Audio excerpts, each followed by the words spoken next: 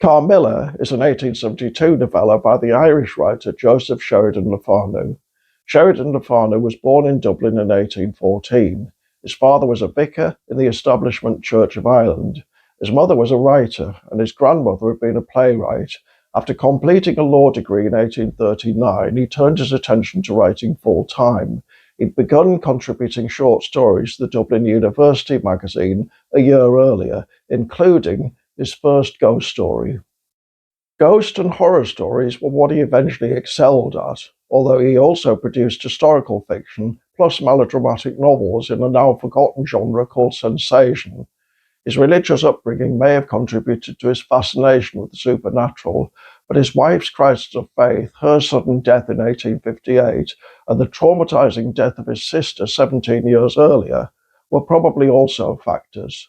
Long after Sheridan Le Fanu's death in 1873, M.R. James famously claimed that he was absolutely in the first rank as a writer of ghost stories.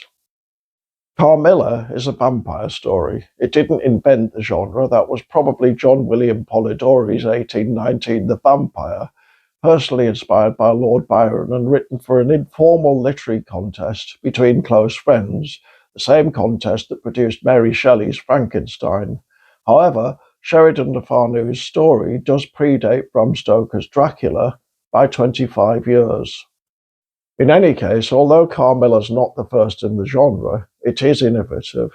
The vampire Carmilla is a young woman. She preys on another young woman called Laura, and there are strong sexual overtones to her bloodlust. The story takes place in a remote castle in Central Europe among aristocratic folk. Laura and her widower father are expecting a couple of guests, one of whom, Bertha, is around Laura's age and an eagerly anticipated companion. However, Bertha dies under mysterious circumstances and the visit's called off.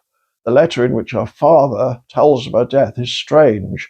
"I will devote my remaining days to tracking and extinguishing a monster," it says at one point, adding that it's not possible to be more explicit at the moment. Then, as Laura's out walking with her father one evening, there's a carriage accident.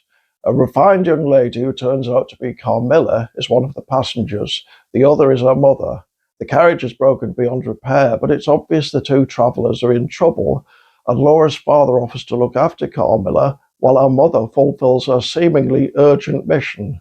Of course, the mother goes through the motions of declining, but Laura's unbearably lonely, and her father insists.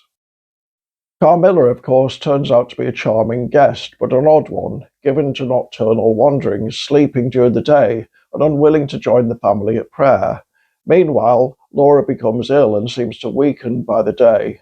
Just as things are about to reach crisis point, Bertha's father arrives at the castle. What makes Carmilla such a great tale is not just the story. It can seem a little hackneyed to the modern reader, but that's because it's been so thoroughly plundered by other writers. But the atmosphere. There's a pervading sense of eeriness on top of the horror, and of course the ever-present sense of doom. Carmilla's oddly likeable, which makes it impossible not to wonder what it's like being her, which we never do with Dracula. I said that Carmilla didn't invent the vampire genre, but it may have been the inspiration for the tragic vampire story in which the vampire is to be pitied as much as reviled.